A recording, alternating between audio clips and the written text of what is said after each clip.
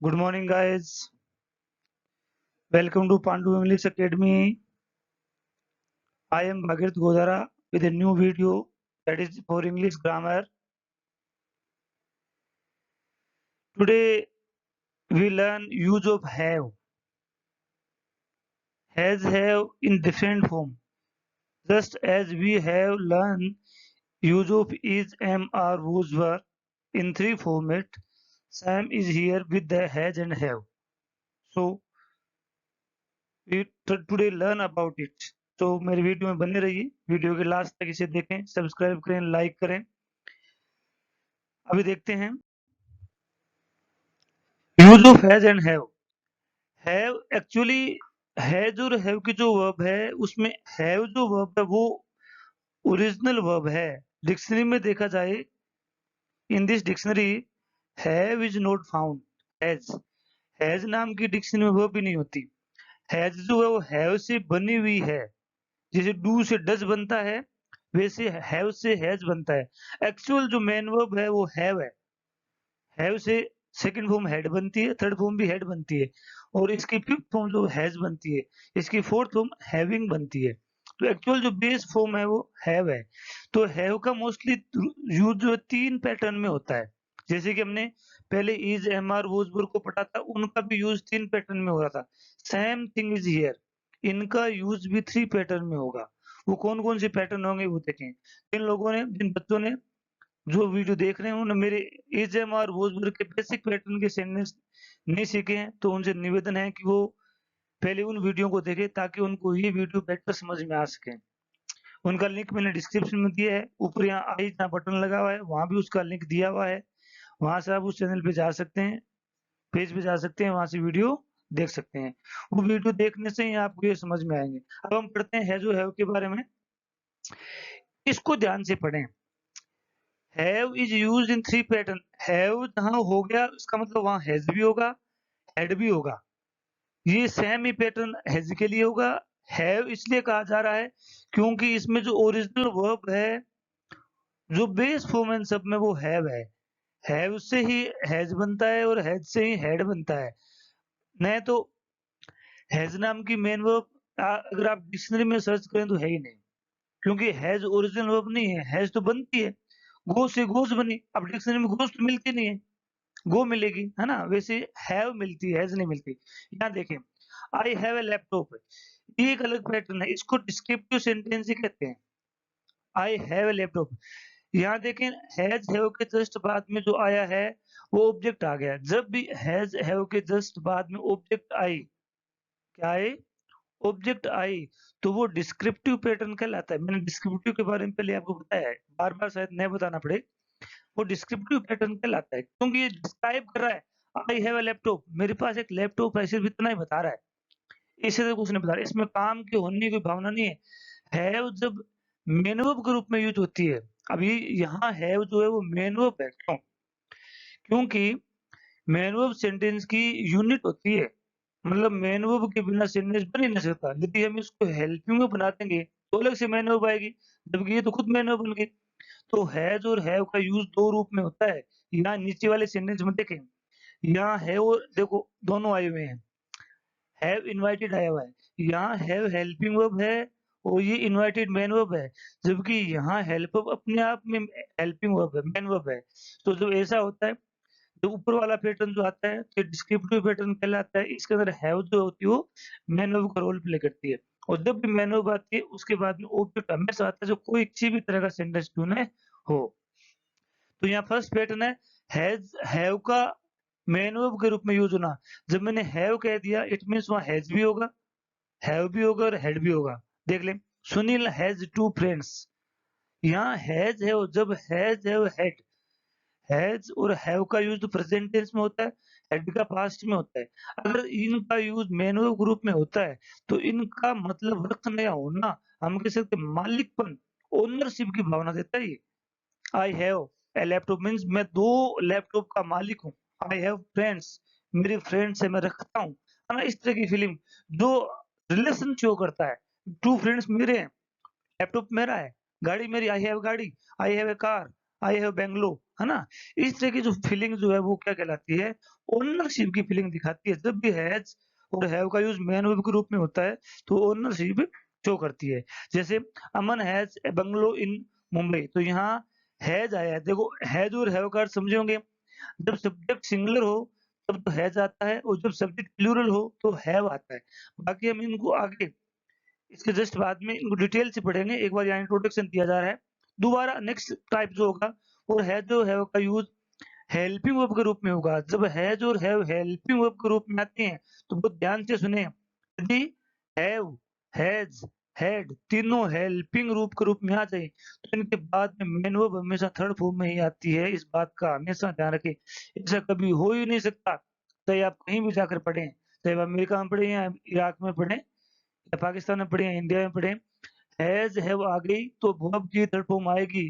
अगर इस फॉर्म में आती है तो हैज़ हैव हेल्पिंग वर्ब कहलाती है। क्या कहलाती है? हेल्पिंग वर्ब कहलाती है। और इस फॉर्म में आती है यदि हैज़ हैव के जस्ट बाद में ऑब्जेक्ट आ जाए तो ये खुद मेन वर्ब बन जाती है। इतना ध्यान रखना है हमें। तो I have invited you in my birthday party, इसका मतलब मैं आपको बर्थडे पार्टी में इनवाइट कर चुका था।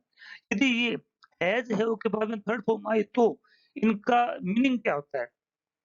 जब कोई काम आप कर चुके हैं और उस काम को दोबारा करने की ज़रूरत नहीं होती है, तब हम हैज़ प्लस थर्ड फॉर्म का यूज़ करते हैं। जैसे कि अब मान लीजिए सपोज़ दैट आपने अभी खाना खाया ही है और इतने में आपके कोई फ्रेंड आ गया और आपकी मम्मी ने उसको खाना डाल के दिया। उसने कहा कि आप खाना खाइए, तो आप क्या कहोगे? I have just taken. मतलब ये हुआ, एक बार एग्ज़ाम्पल और देता हूँ। आप जयपुर विज़िट करने गए, आप रेड फोर्ट या दिल्ली गए घूमने, रेड फोर्ट देख के आए। बहुत सारे वहाँ कुतुब मीनार देख के आए, सब चीज़ें देख के आए और आप जैसे ही पहुँचे 1 महीने या 2 दिन या जितना भी टाइम के बाद में आपके फ्रेंड ने कहा कि चलो रेड फोर्ट देख के आते हैं, तो आप वहाँ क्या कहोगे? I have visited. जब कोई काम आप कर चुके हैं और उस काम को आप दोबारा करना नहीं चाहते, तो उस कार्य के लिए हैज़ हैव का यूज़ किया जाता है प्रेज़ेंट टेंस में। इस बात को हमेशा ध्यान रखें। आई हैव ऑलरेडी मतलब जो काम आप पहले से कर चुके हैं। इसमें ऑलरेडी वो एक एडवर्ब आती है। मतलब ऑलरेडी का मतलब कोई कार्य पहले से हो जाना। जब कोई कार्य पहले से हो जाता है तो वहाँ हैज़ हैव आता है। तो बस इतना ही यूज़ ध्यान रखना है। आगे हम और बढ़ते हैं। राजा हैव, ये हैव नहीं होगा, हैज़ होगा। मिसप्रिंट हो रखा है यहाँ पे। ये हैव होगा, ध्यान दें ये हैव होगा। This is have.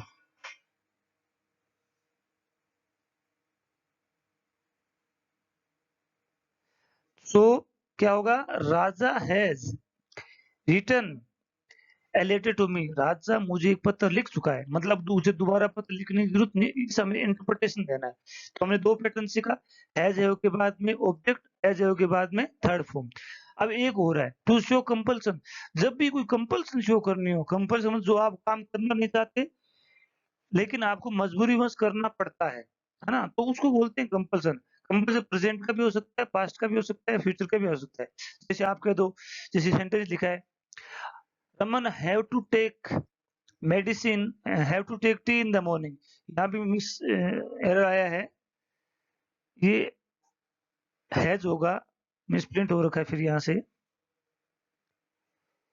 So Raman has to take tea in the morning, इसका हिंदी अगर ट्रांसलेशन में करूं तो इसका मतलब होगा कि रमन को सुबह सुबह चाय लेनी पड़ती है।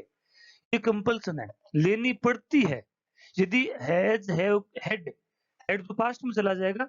हैज हैव के बाद में टू प्लस वर्ब की फर्स्ट फॉर्म आ जाएगी। वर्ब की फर्स्ट फॉर्म आएगी, यहाँ पे ध्यान रखें, हमेशा वर्ब की फर्स्ट फॉर्म आएगी। यहाँ हमेशा फर्स्ट फॉर्म टू के बाद में। इंग्लिश ग्रामर में अगर टू कहीं भी आ जाएगा उसके बाद में मेन वर्ब की हमेशा फर्स्ट फॉर्म ही आएगी। तो यदि है जब के बाद में टू आए और उसके बाद में फर्स्ट फॉर्म आए तो वो कंपल्सन होता है। तो ये कंपल्सन प्रेजेंट का होता है। अगर ये पास्ट का होगा तो यहाँ हैड आ जाएगा। मैं कहता हूँ Raman had to take tea in the morning का मतलब होगा रमन को सुबह सुबह चाय पीनी पड़ती थी, ऐसे हो जाएगा। सो हमने 3 पैटर्न देखे। हैज है के बाद में ऑब्जेक्ट आया तो ये ओनरशिप की फीलिंग देता है। हैज है के बाद में अलग से थर्ड फॉर्म आई, है ना? तो ये कार्य के पूर्ण होने का बोध कराता है।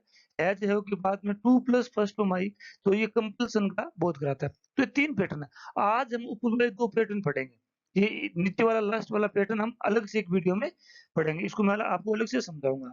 तो आई थिंक आपको ये समझ में आया होगा, यदि आपको अच्छी तरह समझ में आया है, तो कमेंट करके बताएँ। चैनल को लाइक करें, सब्सक्राइब करें, शेयर करें, वीडियो को पूरा देखें। अब हम पढ़ते हैं, पहले मैं इरेज़ करता हूँ इसे।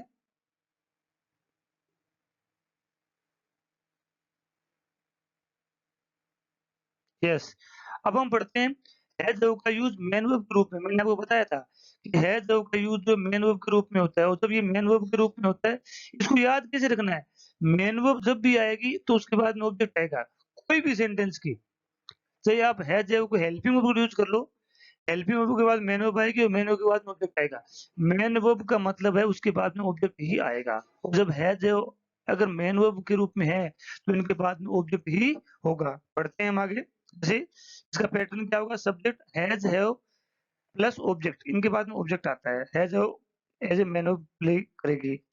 माय ग्रैंडफादर हैज़ 2 कार्स, मेरे ग्रैंडफादर के पास में 2 कारें हैं। मैंने क्या कहा था? ओनरशिप का अर्थ देता है प्रेजेंट टेंस में।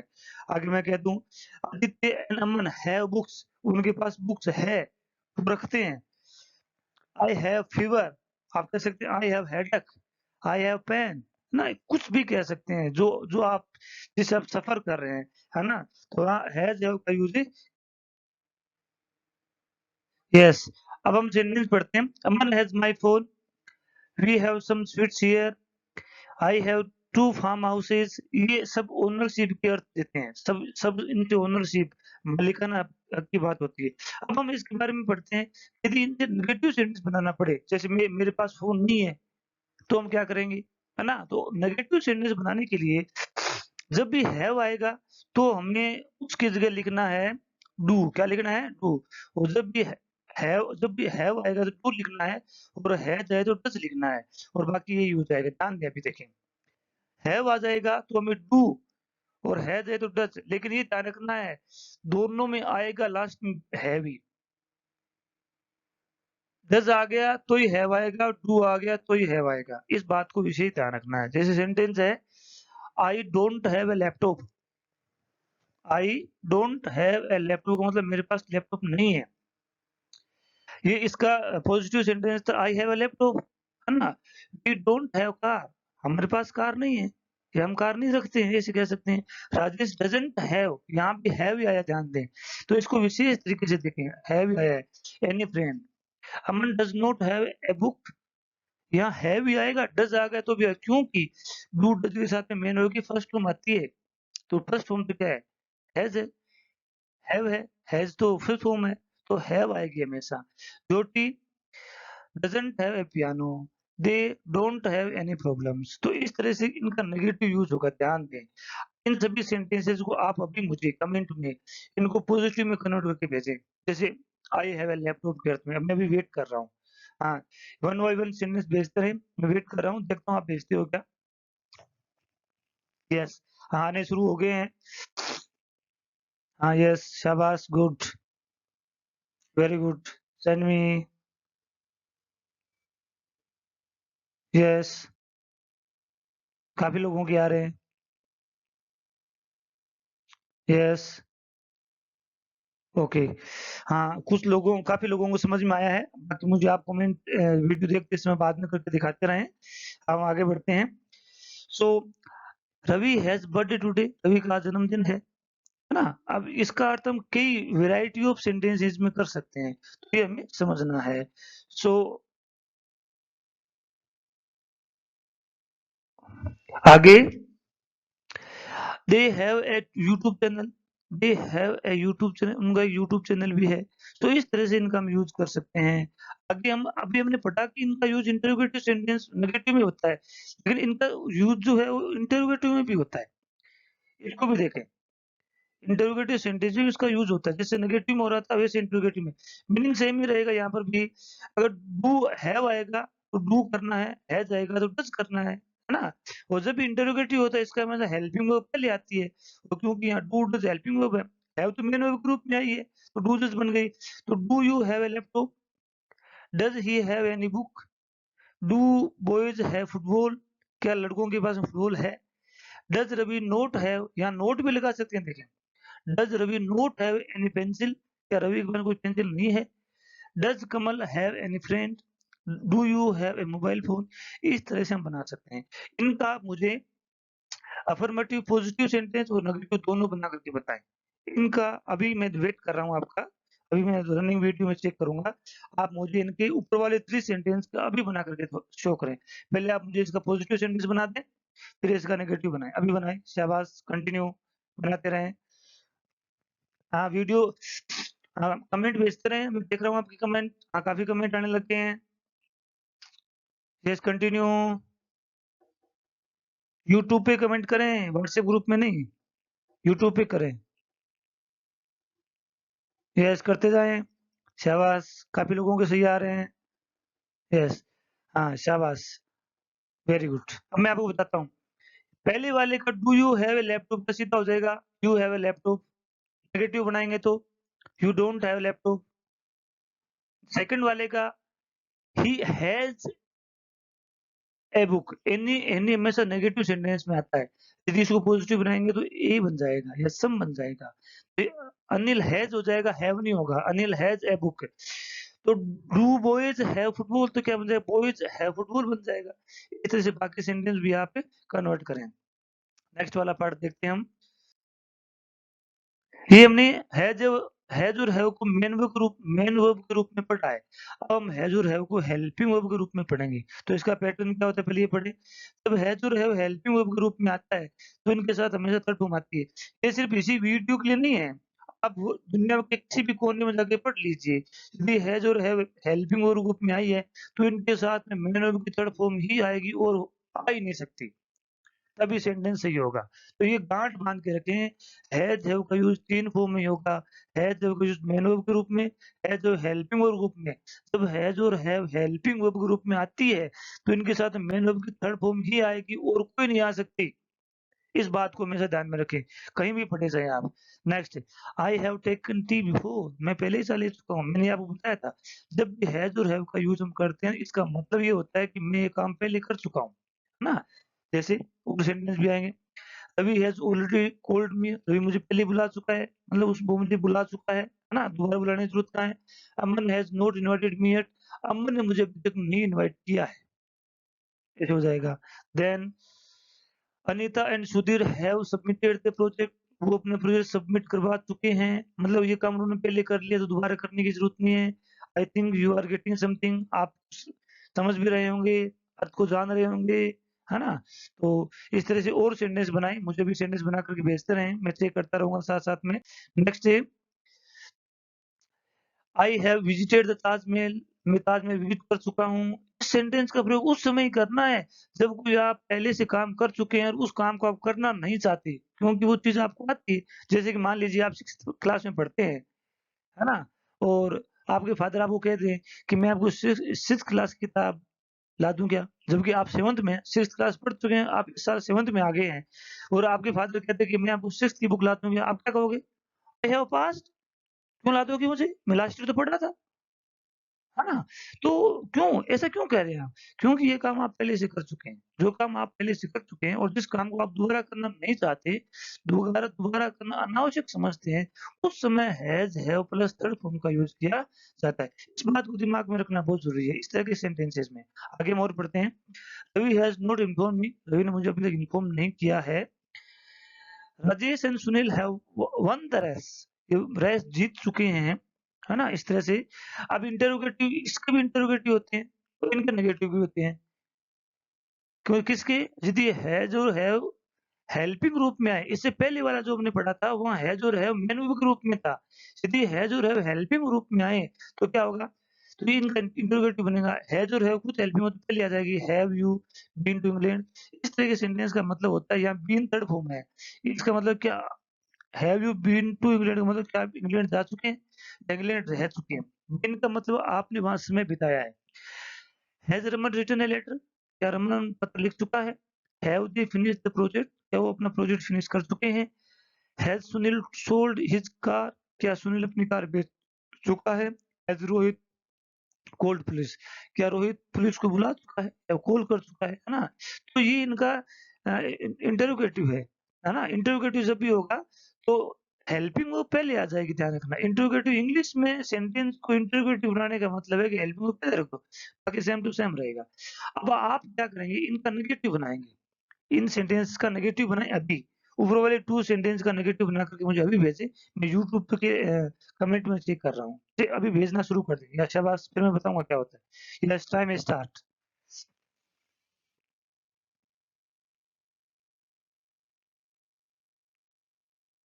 यस, आने शुरू हो गए हैं। वेरी गुड, शाबाश!